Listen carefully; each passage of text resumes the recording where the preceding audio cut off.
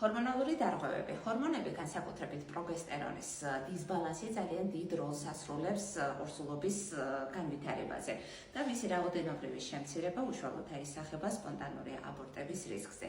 სხვადასხვა სახის ინფექციური დაავადებები. ინფექციები განსაკუთრებით საშიშია ორსულობის დასაწყისვადაზე, თუმცა მთელი ორსულობის განმავლობაში შეიძლება ნეგატიური გავლენა იქონიოს. ისეთი ინფექციები, როგორიც არის წიფურა, ციტომეგალოვირუსი, ხლამიდია და ყველა სხვა სახის ვირუსული ინფექციები ძალიან ხშირად სპონტანური აბორტების მთავარი მიზეზი ხდებიან. სხვადასხვა სახის წარმონაქმნები საშოსა და საშულოსნოზე, ისეთი როგორიც არის საშულოსნოს მიომა, საკვერცხის კისტები, შეხორცებები ანუ სინეხები საშულოსნოს ღრუში, ასევე ტიხარი, პოლიპი, შესაძლებელია ის გახდეს სპონტანური აბორტის მიზეზი.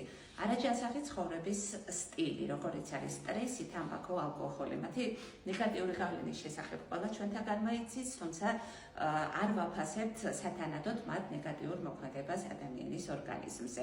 სპონტანური აბორტების 50% შემთხვევაში ქრომოსომულ ანომალიებზე მოდის. ესეთი შემთხვევითი ქრომოსომული აბერაციების შედეგად მიღებული ემბრიონი არასიცოცხლის უნარიანია, რასაც ორსულობის დაკარგვა მოჰყვება.